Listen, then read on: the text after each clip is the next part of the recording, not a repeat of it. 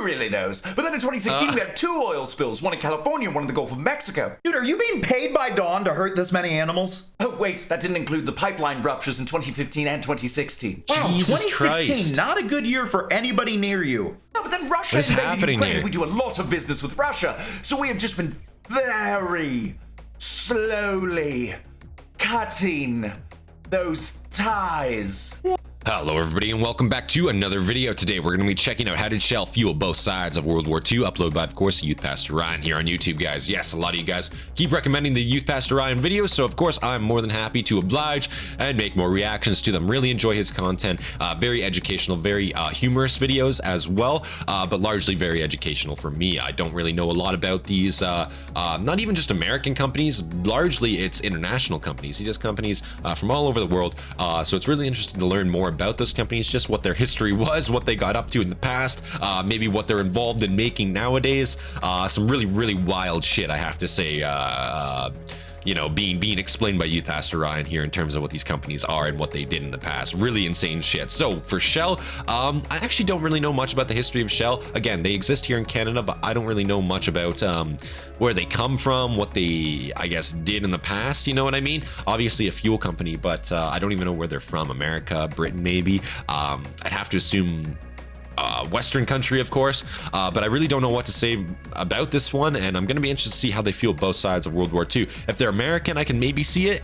If they're from anywhere else, not really, but I guess we're gonna find out. Yeah, if you guys enjoyed the reactions, hit that like button, subscribe for more content from me, and of course leave your recommendations down in the comments below. And yeah, big thank you to all of our members. Come join our Discord if you're not in it, missing out. Come join our Discord, guys.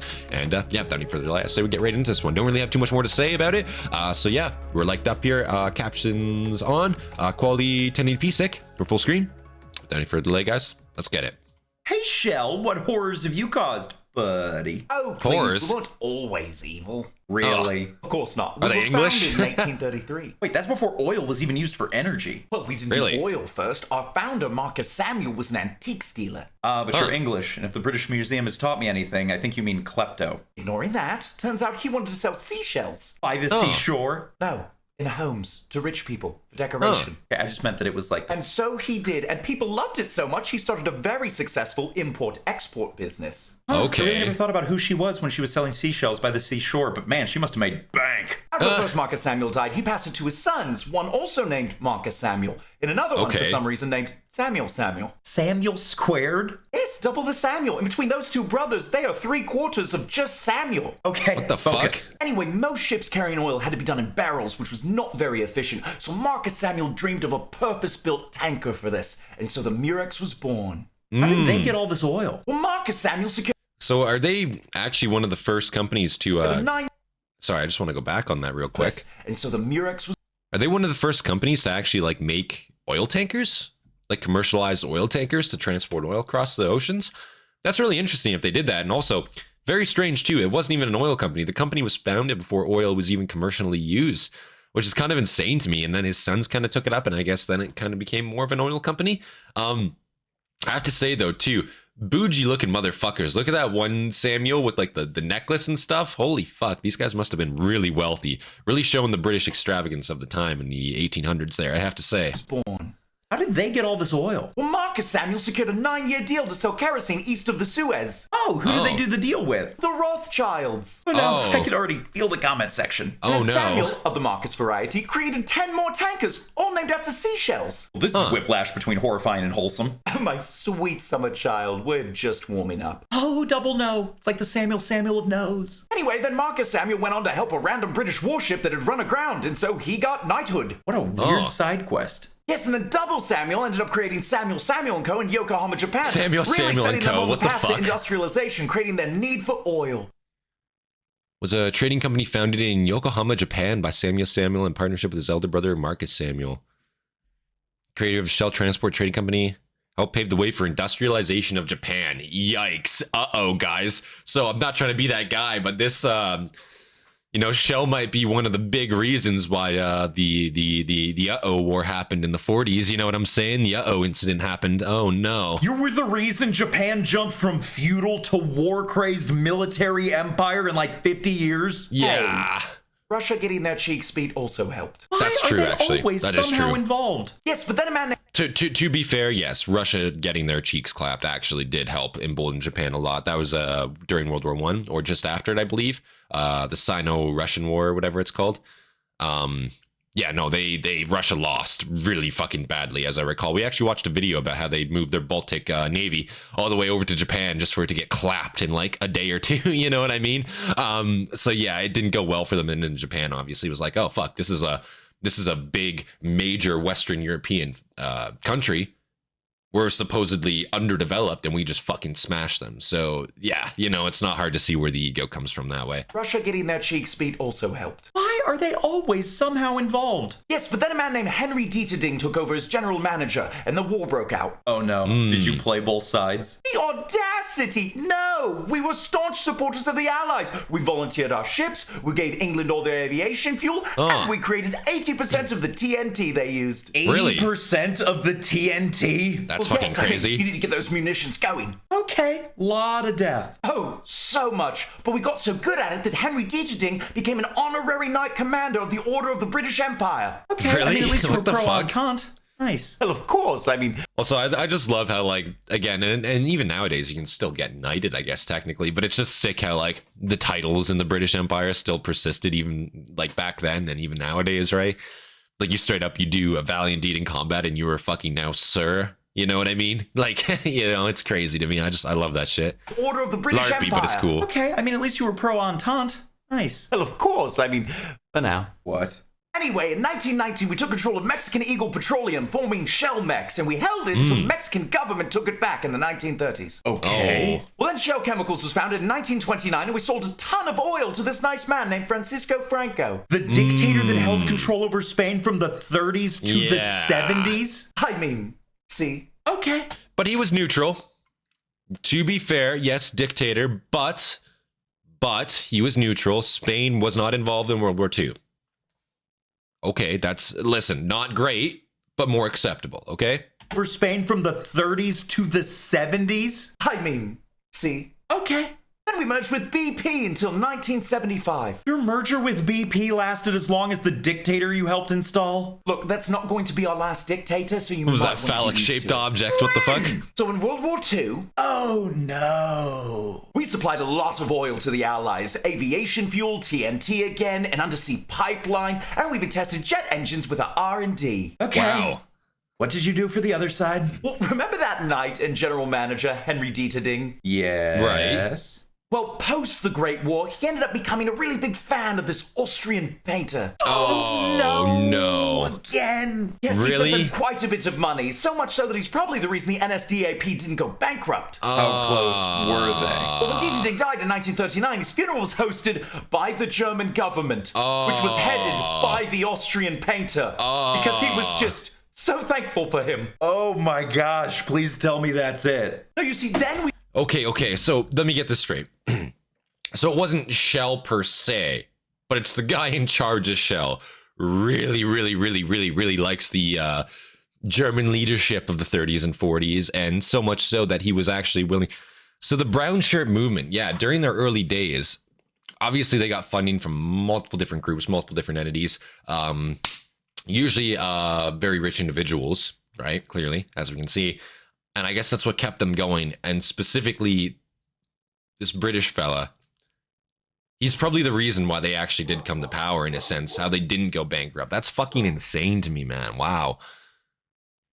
We partnered with a company called IG Farben, who were really interested in chemicals and gases. Oh. No. Yes, and then we created an oil company with them. Why would you do that? And in 1933, our German subsidiary, Renania OSAG, fired all of the Jewish board members and replaced them with very German, very not Jewish board members. And then we used at least 1,385 aggressively encouraged laborers from those focus camps. Please stop. The labor in our Romanian oil fields ended up fueling about 3 million barrels shit. of oil for the German military. Romanian. Oh, yeah. It's like you're trying to be the worst you can be. Hey, Yeah. no, afterwards we felt really bad about it. Really? Yes, we dismissed 50 of our staff members from our Netherlands office for collaborating. That was it? Well, yes, of course, 50 felt like enough to take the fall. It what? And of course, only from the Netherlands, right? An occupied nation, not like Romania or, Germany, who were actually just like Axis members from the get-go and didn't have to be occupied for that to happen. Jesus Christ, man. Holy shit. That was it? Oh, yes, of course. 50 felt like enough to take the fall. It wasn't! Well, No. look, we got way too busy after the war to take responsibility for our actions. Okay, what else were you doing? Partnering with the Sultan of Muscat to fund an army and start a war in Oman. I've heard they've got oil. I'd say why, but I'm not even shocked at this point. What No, did that you makes use the money sense. for? To become the first company in the Netherlands to have a computer in 1952. I'd say it's worth the bloodshed. Oh, really? Of course you would. Yes, and then in 1989 we discovered actually that we're kinda doing cool. a lot of damage to the environment, so we decided to build our oil platforms like a couple meters higher, you know, in case those water levels really do rise. You realized you were hurting it in the 80s and you just raised the platform? Well, yes, we thought it was pretty efficient. In the 2000s, we acquired Pennzoil, which was a descendant of the Rockefeller Standard Oil. Oh, fun. Evil crossover. We then may have been fined for $450 million for overstating our oil reserves. Wait, what? According to the commission's order, Shell overstated proved reserves by 4.47 billion barrels of oil, or about 23%. The order further concludes that Shell also overstated the standardized measure of future cash flows reporting in this filing by approximately $6.6 billion. Wow, Shell materially misstated its reserve replacement ratio, a key performance indicator in the oil and gas industry. So basically, they were just lying about their fucking quotas, dude. Oh my God. Can you imagine, like, and this is the fuck thing, if an emergency ever did happen and we ever needed to call upon that oil, and you imagine almost 25%, almost a fucking quarter of your oil reserves just don't fucking exist. Like, on paper they do, in practice, no, they're just not fucking there, disappeared actually. That's fucking insane, dude. Okay, I mean, yeah, not the worst thing you've done. We then restructured the company into a single capital structure and sneakily took over some Iraqi oil fields in 2009. Great. We just kept 2009? partnering with people like Brazil, the United What the States, fuck? Australia, Italy, Argentina. Oh, good. Spread the bat around. Yes, Yeah. in recent years, we've had quite a bit of oil spills, including the Nigeria Delta region in Oh my 2008, which God. still hasn't been rectified. What? Of course it hasn't, but why? Well, it was the result of sabotage. Was it really? Who really knows? But then in 2016, we had 2 oil spills, one in California and one in the Gulf of Mexico. Dude, are you being paid by Dawn to hurt this many animals? Oh, wait, that didn't include the pipeline ruptures in 2015 and 2016. Wow, Jesus 2016, Christ. not a good year for anybody near you. No, but then Russia What is invaded happening Ukraine. here? We do a lot of business with Russia, so we have just been very slowly cutting those ties. Like you still haven't? Oh, I mean, not all of it. Okay, like what's the overall environmental contribution you've done? It's from 1988 to 2015, we contributed 1.7% to all worldwide greenhouse gas emissions. You're one company. We agree, we were pretty disappointed with that. To be fair, they're one company, but they are an oil and gas company, so it does kind of make sense in a sense. Royal Dutch Shell PLC. So I guess technically they're Dutch now. Like, the company is Dutch, not English now, technically. Very fucking strange, man. And yeah, I can see the rate actually behind China's National Petroleum Corporation. But again, Shell exists everywhere. I'm sure there's Shells in America. There's definitely Shells here in Canada. So I'd assume all of Europe, if they're a Dutch company, they probably, all of Europe, there's got to be Shell gas stations. So yeah, it doesn't really, 1.7% of all global emissions. That doesn't really shock me too much, honestly. Gas emissions. You're one company. We agree, we were pretty disappointed with that number because in the same time frame, China Coal managed to put out 14.3% of all global greenhouse gas emissions. Yeah, literally. They outdid us by nearly 8.5 times. We really need to step up our game. What? Holy shit, step your game up. Whoa, that's crazy. I didn't expect it to end that quickly like that. Holy shit. That was a great video by you, Pastor Ryan, as always. What did Shell fuel? Oh my God, I just had a stroke. How did Shell fuel both sides of World War II? Very, very good video there, and very interesting to learn that it wasn't just World War II, but I guess beyond and prior to that, they were doing a lot of weird shit. And even nowadays too, a lot of really, really fucking scuffed shit. Like, they're not funding, but I guess they're enticing wars in Iran, and they're fucking up Oman a little bit. They're spilling their oil everywhere and just not fucking cleaning it up, bro. Like, I'm not gonna lie, as a Western company, I feel like especially an oil and gas company, especially when the environment is at stake as much as it is, and especially when foreign countries are kind of at the mercy of these large Western companies. You know, because if one of their oil tankers spills oil off the coast of Nigeria, what the fuck are they going to do about it? They're kind of like dependent on that company to come clean it up. If they just choose not to fucking do that, they're screwed, right? And now your national, or your landscape and your natural environment is now fucked up, all because of some foreign entity, right? If that happened in Canada, we'd be pissed off. If that happened in America, you guys would be triggered to all fuck. That would not be allowed to stand.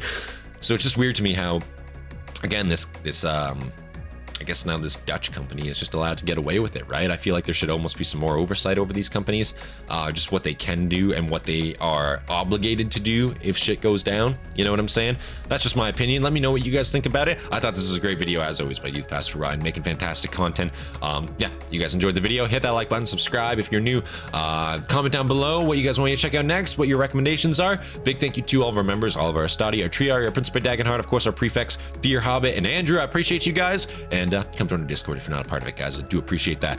And yeah, without any further delay, this has been Centurion, and I will see you guys in the next one. Peace, guys.